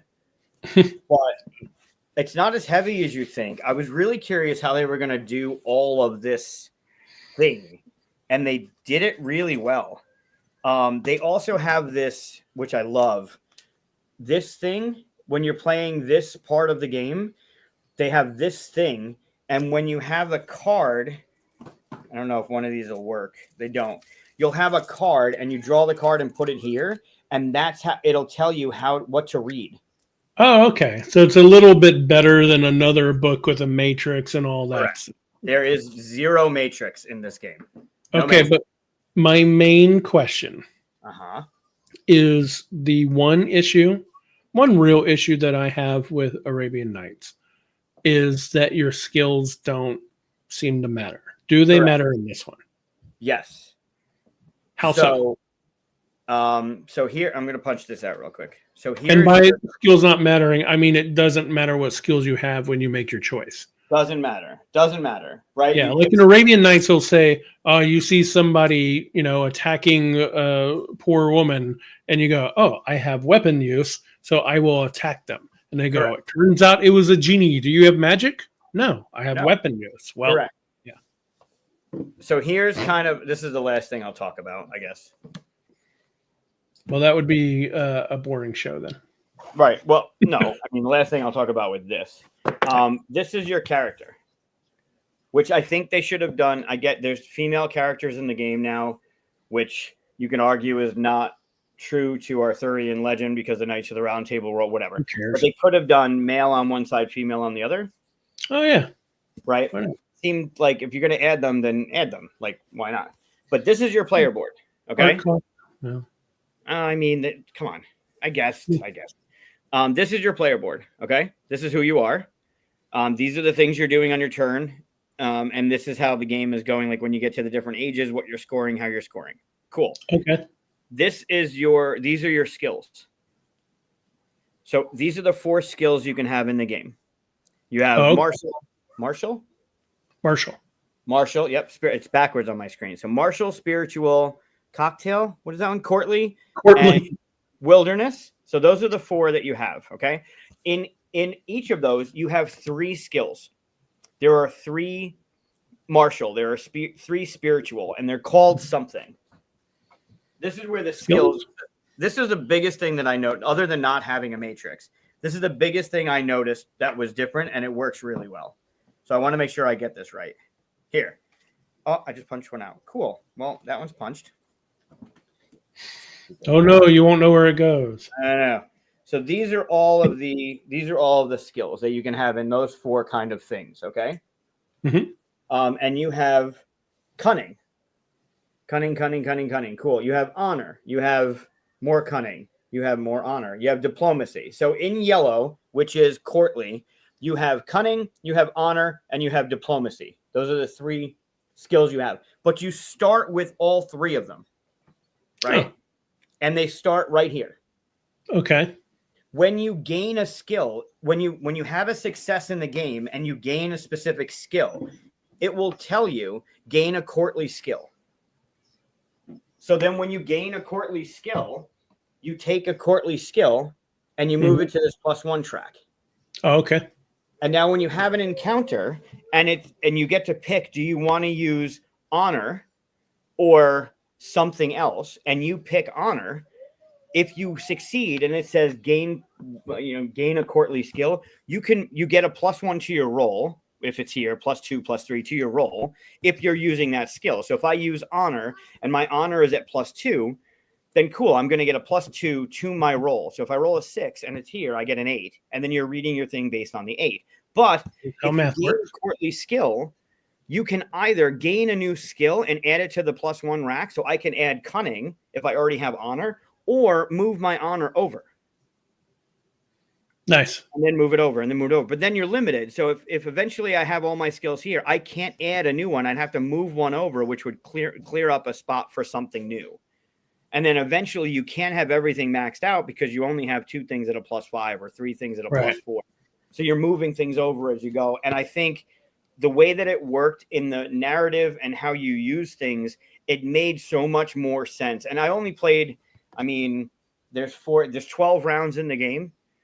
And you're still doing your quests and you're still putting your markers out there so you know where to go. You get an extra 3 victory if you end in Camelot. So you don't have to make it back to Baghdad. You don't have to make it back to Camelot. You just get extra points if you do. Yeah. It's probably more, I think Wilderness Lore was what it was in Arabian Nights. So they probably just shortened it. Sure. Yeah, maybe. But it worked really well. Like the narratives worked well. There's 350, 380 pages of stuff. The way that this whole thing worked, it was very intuitive. When you read the thing and you succeeded, it's like, gain this, gain that, gain the other thing. You're like, cool, well, I have honor. Do I move honor up? Do I want to add cunning to my thing? Do I want to add a wilderness token to my thing? Because then, like, that's determining what you're using. And there were times where it's like specific skills that I didn't have yet. And you just don't get a bonus. It just says you can use any skill at no bonus. It's just a straight up roll. But it really did. It seemed very cohesive. Yep. That sounds pretty cool. Yeah. Very happy with it. We were playing co-op because you can play it cooperatively. And the idea with co-op is you start with, we were playing 3 players and we started with 98, whatever they call it in the game. They're not victory points. They are, but they're not called victory points. It's like lore or destiny. I think they call it destiny. Oh, okay. So whenever you succeeded, it would say gain 2 destiny. So cool. We would take 2 destiny out of the pot of 98. And if you don't get it to at least 0, you fail. Like the team loses. So we had to get all 98 destiny out of the pot in order to at least win. And you do get the end game scoring stuff. So if all of us made it cooperative, gain 3, huh? It's cooperative? It can be. Oh, okay. You can play cooperatively. And then after you get it to 0, you start adding destiny to the pot. And then there's that track of you were knightly or you were legendary or whatever. But it worked well. We didn't want to compete with each other. Richard had played it multiple times already since he's had it, but it was the other two's first time playing it. So to learn the game, it worked really well. I would play it. I would have played it again. It was a long game, definitely longer. Yeah, you said it had 12 rounds, which is different from Arabian Nights that can go on forever. Correct. So 12 rounds. How many players did you have, and how long is that? We were playing 3. Richard was the only one reading the book. And on your turn, you're deciding where to go. You're reading a paragraph. The paragraph could be like this, or the paragraph was like 2 columns long. Right. So it varied in the narrative structure, but the turns were snappy. Like when you succeeded and it was like gain this, gain that, gain another, you can figure out what skills you wanted while the other person had already figured out where they wanted to move and what they were doing for their quest. And you have your quest cards and you have your markers to let you know where you're supposed to go. And when you complete a quest, you get a new quest. And a lot of it was like, have somebody else pick where to put this. So like they're even on the down turn, you're listening to the story. You're trying to figure out what's going on. You might be asked to put tokens down on the board. It was I'm very impressed with it. It was worth it. I think it's worth it. It's a great production value. The stuff, everything looked good. It looked really good. Also, it's Arthurian Nights, which I'm more in the know of Arthurian. I'm more in the know of Greek. I'm more in the know of Arthurian over Arabian Nights. So it's into it, right? At one point we met up with whoever the hell, it wasn't Mordred. It was Morgana. Merlin's love interest in the lore. Is it Mordred? Oh. Mordred is his the son. Yeah. Oh, there was anyway. Morgana is his sister. If that's what you mean. Does Merlin and her get together? No, Arthur and her. That's where Mordred. Whoever Merlin ends up with in the lore, we ended up in her tower or her underground or something, and it got very evil. Like you were like, wait a minute, she trapped Merlin. So then we got to go free Merlin, and we get to that, and there's this story that's going on, and you had the choice of freeing Merlin or leaving Merlin locked up, and you're like, this is super cool. Because I've read the lore and I got the characters in mind. Like I wasn't really, every time we played Arthurian Nights and Aladdin came up, I'm thinking of Robin Williams and Disney. Like I'm not that into that lore. So this was definitely really, really cool. Well, even bigger than that, the Arabian Nights game rewards you based off of that time period and that culture's morality. Yeah, right. Sure. So it's a really weird thing where like beating a beggar was almost seen as like just a thing that you're supposed to do or something. Like it was like a really weird culturally shift for a lot of people. And I have to tell people that whenever they're playing the game for the first time, like try to put your mind in this world or something. Like it's not today's Superman culture that you're in. Sure. Yeah, for sure. That's weird. Yeah, I mean, it was really well done. Everything connected really well. Like the 3 different eras, they call them ages. The 3 different ages. There's the middle one. I forget the first one. I forget the last one. But the middle one was like they don't call it the Age of the Holy Grail, but the icon is the Holy Grail. Like it's a grail, and then you get certain quests that had those 3 different numbers on the bottom that represented the paragraphs you're supposed to read. Right. And if you did it in a certain age, that's the number you read. So my quest was to go to the underground groves or something. And if I did it in the first 4 turns and I read this paragraph, I did it in the Holy Grail turns, I read this paragraph. And if I did it in the last one, I read this paragraph. And that's when I found Merlin, was reading it in the end. Like I'm curious. Right, because that wouldn't happen at the beginning. Yeah. Correct. It was really... I went into it thinking, okay, it's going to be a modern or a modern board game feel to the disconnect of like the Talisman of just sitting there and having an experience. But it actually really, it made sense. Like and I don't know if that's because of the lore and me understanding more of the lore than the Arabian Nights. But it really did connect. Not having the Matrix might have helped. Having that giant book of stuff, it does say to pass it, so everyone's reading. But having Richard read the narrative to the stuff and adding his humor and his, oh, this isn't good. Like, oh, great. What does that mean? Like, it was really, I love it. That's I good. love that stuff. So I would definitely recommend it. At least give it a shot. It was $80, but I think it's worth $80. I'm glad I played it. I got some stuff out of it that I expected, and I got more out of it that I didn't expect. So Nice. Very happy with it. Yeah. And we got to play. It's not a secret. Like he and I co-designed the Batman. Morning.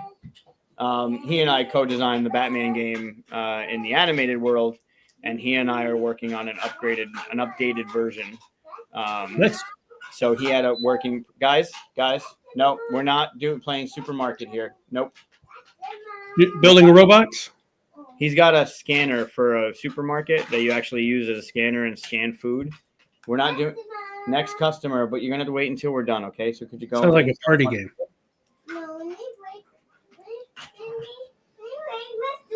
Okay, can I put on Mighty Monster Wheelies then, or creature, whatever the hell that one is? Creature cases? Can we? Okay, Mighty Monster Wheelies it is. Side note, there's on Netflix, for those that have kids or want to watch cartoons, there's a show called Mighty Monster Wheelies. It's definitely Halloween themed. But Weird Al Yankovic is involved in it, and he's one of the characters. Oh.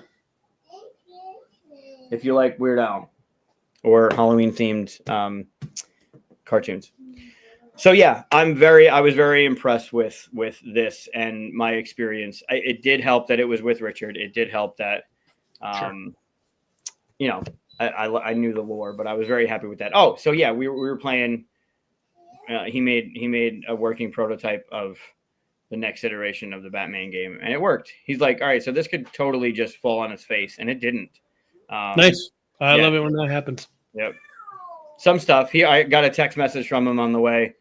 It says safe travels. I'm already making adjustments. Okay. Sounds good to me.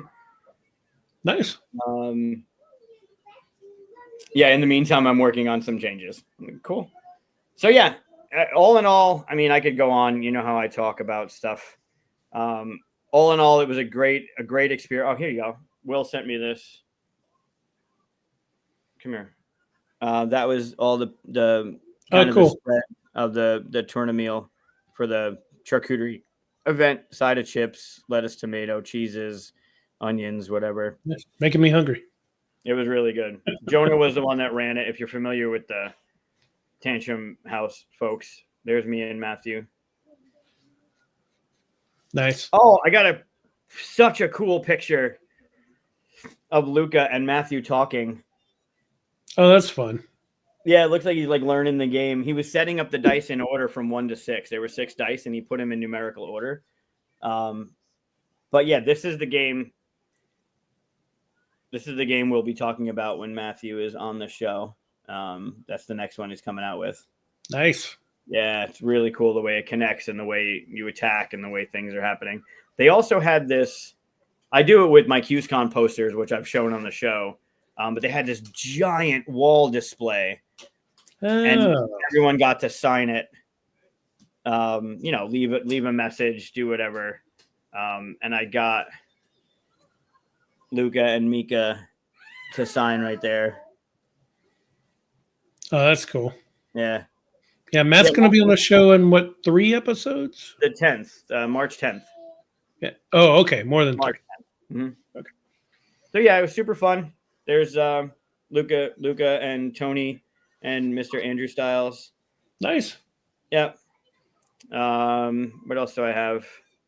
The kids being goofballs. A lot of pictures of the kids being goofballs. In the hotel room, in the car, out of the hotel room. Labors. Yeah. It's a bunch of us there in front of the thing after signing it. That's cool. Yeah. They were great. The kids were great. And, you know, at times running around causing chaos, but I probably shouldn't show this, but there's us playing the Batman game. Cool. Little tease. Sounds like These are you had a lot of fun. Yeah. Enough These fun. are all the winners of stuff from the tournament. They made, this was on them too, which is really, like I said, they do things right. They made this photo op board, hand painted the pieces for people to take pictures at. And they had a table where you can take the signs and use the hashtag, and that's cool. Yeah, they pay attention. They pay attention. It's really, really good. Really good people. There was the 4 of us after the proto tank event. Nice. So yeah, it was all, there you go. There's a good example of the board and how you get your skills, and then you start moving your skills over from the Arabian Nights game, and you could pick whatever you wanted, and then you either had a martial skill, or you can use a specific martial skill. So it wasn't, I don't have, unless you didn't choose one, but you had choice in how you can make it happen. It was really, it was good. So yeah, cool. Overall phenomenal experience from all aspects. Very happy. Long though, because we left Tuesday and we stayed over, and then had to leave yesterday and stayed over just because with the kids. Whole week. Yeah. Yeah.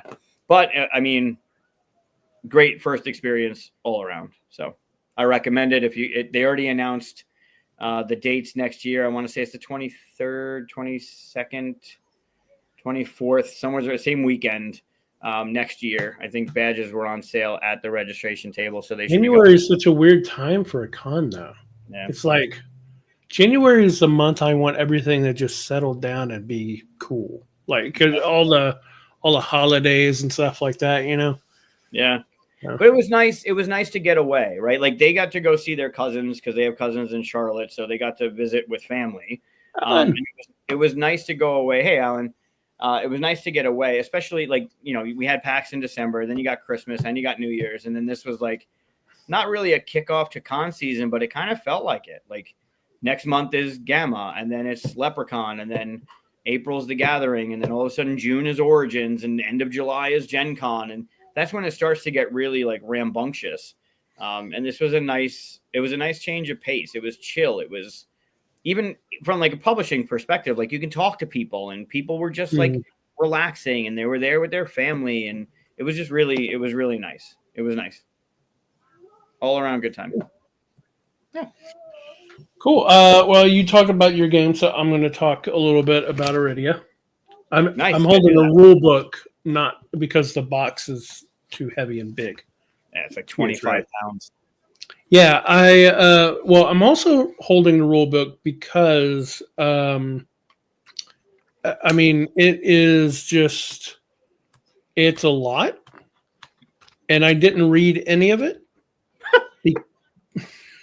Well, it's because it's not really a rule book. It's an index book. Interesting. And what they do is they make you do a walkthrough for your first adventure, and how I love that. We know you wish more games had walkthroughs. Boy, don't I. Yeah. Okay, so I hate the walkthrough idea. I wouldn't mind it being in a thing, but they actually made it the only way to learn. Because this, like I said, is just index. It's not written in a format for you to learn the game. Rules are all over the place, and it's just kind of here's the section on combat, but it's not everything. And if you want to know about specific stuff, it's another spot. Oh, I'm losing you. You're going all blurry on us. Meek is being just a jerk. Yeah. So I don't know why. My internet is showing one thing, and I'm sure I'm blurry. But my cube is my internet. My Wi-Fi is right there. It's right on the other side of this computer on this same table, and it's. You need a new computer. I need a new Wi-Fi. Sure, that could be it. No, I didn't make up my own rules. no house ruling. I did the walkthrough because, like I said, I have no choice. Sure. And it was painful to do the walkthrough for me. Some people don't have a problem with walkthroughs, and if you're one of those people, you'll be fine. However, after the walkthrough, we stopped playing because it had been 6 hours. After the walkthrough, it was some of that we got up to go eat lunch and come back kind of thing, but still, it was part of it was trying to figure out where everything was because it's a box full of boxes you're not supposed to open until they tell you, right? And so you have all this stuff that's punched out, which I wasn't supposed to punch out. Had you read the rule book? Right. So the beginning of the rule book is just like, okay, we're just going to do an adventure, put out this, and this, and I don't know what any of those things are, right? So you have to look. The next page is thankfully components and stuff, so you have to go find it. So it was really just a lot of like, where is this? And you have to find it and identify a lot of things and figure that stuff out. Yeah. Now, that's not so bad because it's kind of a discovery to see what's inside the box and stuff, you know. I'm not saying it was a miserable time to do that. But then they do stuff like, here's a combat. Normally you draw a card and then you roll a die, but let me just tell you what card you got. Let me just tell you what die roll you got and blah, blah, blah, right? So you're not actually doing any choices. Mm-hmm. And whenever it gets to the combat, instead of doing the combat together like you do in the normal game, they have an entire sheet, it's 6 pages, I think, or maybe 8 pages of what everybody does. So if I'm playing the elf ranger, which I was, and Aaron, who played with me, was playing the Sylvan fighter warrior, something like that. She had her own book and I had my own book. And then we just kind of read our own book for like an hour. I was like, okay, well, I'm going to have my little combat over here and you have your little combat over there. Yeah. And I was just sitting there and was like, do you know what this symbol is? And she goes, no, I haven't gotten there yet. Okay. And for like a whole, maybe it shouldn't have been an hour, but I had a few problems of like, I don't know why I'm doing this because I haven't been told the rule, right? And so it was just really difficult. It's not the best way for me to learn a game. It goes against my methods of learning. So it was really rough. It was a rough intro to it. However, at the end of all of that, I want to play again an actual game now because I think it could be fun. Yeah. I think it could be really fun. It has this very adventure-y, go wherever you want to go, see what's going on. Kind of like Sleeping Gods, if anybody's played that, where you're just on a boat and you go, oh, that looks cool on the map. Let's go that way. That kind of feel. Yeah. And you can get in adventures and stuff like that, right? So I can't wait to get into it now that I know the game. But oh, what a slog of a intro to it, and I don't want to discourage anybody from it because it's a slog because of the way I learn things. Other people might go through it like that or prefer that kind of learning, right? For me, I have to know why the rule exists, right? If you say when it will say something like you enter the room and roll the die. I don't know why I rolled that die, and I need to be told why I rolled that die. Yeah, otherwise I won't remember. You enter a room, roll the die. Right. Yeah. Okay. Yeah. I need to be told the exact rule and the wording of that rule so I know what's going on. Right. That makes sense. Well, that's the thing, is that it tells you not to read the rules. Right. And the reason why is because this isn't rules. It's all the rules, but it's laid out in an index reference, not in a learning way. Like most rules are put out in a way that as you read them from page 1 to page whatever, you can then learn the thing. But this is just index. Like this is anything, any term you want to know, go to that page and learn it. Reference book. They did that Not an actual rule. tutorial hand-holding with the game Oath, and I know people love Oath, Oh, but that turned me off from ever wanting to play that game again because it was so much hand-holding, and I didn't know why I was doing everything. And they were like, so let's say you played this card and you drew these 3. Cool. And notice you have these. Say you played there. Now you're going to play. Like it was too much hand-holding. Yeah. I hope they did it differently because I know you're not trying to deter, but that setup for how to play is not I don't like that either. I don't even mind if they do have it in there, but I just want the alternative. As someone who doesn't like that, I want, if you don't want to learn it this way, read this and then you can continue, right? Right. But yeah, I know. Put that much effort. If you can get someone to teach you the game and just get into it that way, oh man, I would have loved to have had that happen because when are you running your seminar? Right. Well, I don't have the confidence that I know all the rules. Fine. I mean, it actually says at the end of the whole thing that you do, it says, go ahead and keep playing. And if you have any questions, start referring to the rules. Because, I haven't learned everything, obviously. You shouldn't have done it. You didn't read the rule book when you started punching everything out. You should have just started playing the game. Just moving pieces around and stuff like that. Why not? Yeah. It's a campaign game too. That'd be the worst thing you could do, right? I'm just going to flip all these cards. Yeah, I agree with Alan. I mean, I want to play it. I'm not going to let that deter me, but I think Chris is right. I think Chris bit the bullet. He learned how to play, and then when Chris is ready, he'll just maybe I'll bring it in April, and we'll just play it in April. Yeah, I mean, hopefully, I got to play it real soon because there's a lot of rule, and this is another criticism: is there aren't any reference to those rules anywhere else. So, like, I'm trying to think of, for instance, but I can't remember because I don't have them referenced. But it'll say something like here's one. So, for one of your actions, you take an action cube and you put it on your feet. You have like several boards, and one of them shows like where your head is going, your shoulders, your hands, all that stuff. You put a little action cube on your feet, and that tells you, and this is written nowhere on that board, that you can move 3 spaces.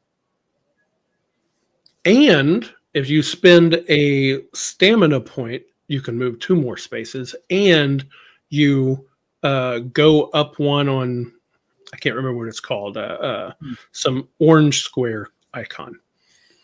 None of that is on your board. That's a rule you have to keep in your head. There's no reference cards either. And there's a lot of that. So I really feel like you got to kind of play a couple times to get all of that in your head and stick to it.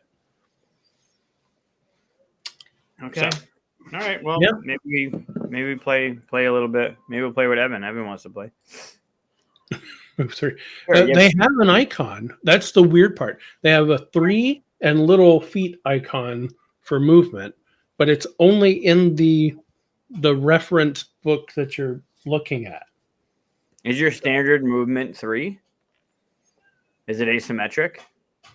By the way, this is how small the icon. See, movement. Oh, so, well, yeah. Yes, it's standard 3, except you can get stuff that increase it. Right, but right. That stuff that increases it goes on your board as reference. Oof. Okay. So why not? Yeah. I feel like it has some of the trappings that happens when a designer develops their own game. And I see this all the time, and I've seen it in my own stuff. That's why I don't develop my own games anymore. I don't believe designers should develop their own games because you need more than one mind to. Someone else would have said, "Oh, we should put a reference here." You just need more minds in these big, heavy games like that to be able to have a reference card, for Christ's sake. Like, even I'm sure there's already a file on BGG that somebody put together for a reference card. Correct. The icon is in the rules, but not on the game board itself. You get cards with all the rules on stuff, but not movement. But but like if you have a bow and arrow, you have a little bow and arrow cardboard punch that goes into your character, and that shows what you're holding. Yeah, And it has a little reference on there of how to use it. But the icons aren't very clean, so they also give you a card that has all the rules of using that bow. no. So you end up with a stack of cards for all these different rules that you can do. So That's a lot of Yeah. reading. it's a heavy game. It's a heavy game of rules. Huh. But in the end, could be really fun. Okay. It All right, will feel like an adventure, So Play it more, for Christ's sake, so we can play it. Learn it, so I don't have to read anything or watch anything. Do it all. it is a bit intricate, but I think after a few plays, it won't feel intricate. So Mm. Yeah. I ever show you my pin? I'm going through my gathering badge of all things. Ever show you my gold star? Shouldn't that be a silver star? No, it's gold. I tried. Everyone gets a gold. I lost the You got a backing. gold to it. star for winning. You get a gold star for winning. I lost the backing for it at the con. It fell off. Oh, and that's I couldn't find the black piece for it, so I gotta get a new black piece for it. You know what I lost? I lost my Gathering of the Friends pen. Fell off my bag. That one? Yep. Hmm. Fell off my bag. I had the Cool. back of it in my pocket, and I was like, Well, I know somebody. Maybe I can get you one. yeah, that'd be good. We'll see. Yeah, I got. All right. These are all my badges. I keep in the one thing. All the ones that come out paper. And I remembered. It's a that's rubber. there. Oh, yeah, look at that. Yeah, I drew on one person's badge, and suddenly I was drawing like 20 Everyone. badges. I just had everybody's piled badges right there while I'm trying to play a game. Actually, it gave me something to do when it wasn't my turn, so it's fun. It will live here forever. I enjoy it. I feel bad because I think they started getting better and better as I went. I gotta find my 23. I feel bad for the first ones. I don't have my Gathering 23 badge. Let me ask you a question. Okay. We've been doing this for about 2 hours, 3 minutes short of 2 hours. How are you feeling? I know you're tired from travel. I'm definitely tired. Yep. Do you want to play Zosimos, or do you want to save that for another time? I'm up for playing if you want to play. I mean, we can save it and play with multiple people, which is always fun. Who's guest next week? Scott? He wouldn't like this one. No, we're talking about toys. We can, and then we got the rundown folk. And then we got Sam. That I have other plans Yeah. for. Then we got we Sam. don't need to, so. We're playing Button Kingdoms with Sam. Yeah, I just know that you traveled quite a bit. You got the kids, all that stuff, and all. So I did. I think we should probably call it here. Okay. Yeah, 2 hours. I mean, I can go deal with them and clean up the circus that got loose. But we've played Zosimos before. Yeah, we can. Well, also, I mean, I guess from a selfish perspective, I would like to play it when we have The new art. Yeah, which I have to get on them this week for, because I would like to make an announcement about who's working on the game, but I don't know if I can say that yet. Can you say it to me after the show? You know, I told you. I mean, I will say it to you after the show. Oh, yes, you did. Yes, you did. Yeah, you just don't listen to me. The problem is you don't listen to me. No. I listen. I just forget. Yeah. Hey, Michael. Congratulations on your team's win this weekend, and for everything on the planet. Can you please make sure they beat the Chiefs? Please. I'm sick of them. I like Nancy Kerrigan, the fucking knees of the refs. Like, do what you got to do, man, to make sure this works, because I'm sick of the Chiefs. Even I know what that reference was. Yep. Well, that's Olympics. I mean, you might not follow sports, but I'm sure you follow Olympics. He was asking what game we were talking about. We're talking about a Zosimos game that I made that 3WS signed and stuff. We played it on the show before. I think we played it with. We might have played it with DeVito at one point. Yeah, and we played it just us before too.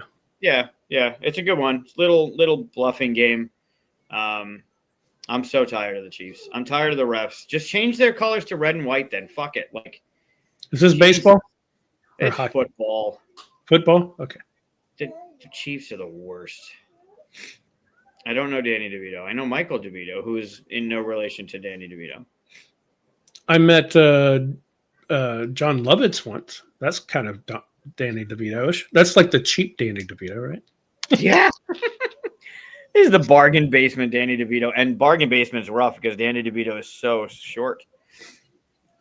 I was on a work call with Lovitz before, and it was really weird. Yeah. Yeah, that's kind of cool. You know how whenever you get on the meetings and like it'll say like say your name and you say Chris Strain, and then it'll announce to the people in there this person, and then it says your name and your voice, and then it goes wants to enter, and you have to hit a button or whatever and they enter. Yeah. So we did that. And we were all waiting for John Lovitz because he was fashionably late because he's an actor or whatever. And then we hear the recording come on and go, this person, and it goes, John Lovitz. And it made us all just cry in his John Lovitz voice and stuff. Yeah, like sure. And that's how you enter. I was like, I wish I had a great name to do something like that. You can't just say John one. Oh yeah, I'll just do John Lovitz. And then everyone will be like, wait, what? And they'll laugh. That's the ticket. Yeah. And then you could be late and no one will even think about it. Yeah. Yeah, the critic was good. You want me to throw it to you so you can punch it? This isn't gonna go wrong. Boom. This is gonna go wrong. You still have one sock. Where's your other sock? Where's your other sock? You guys are so weird. You guys are very here. Do you want this thing or no? Why not? Here, come take it. Go give it to Luca. Thank you.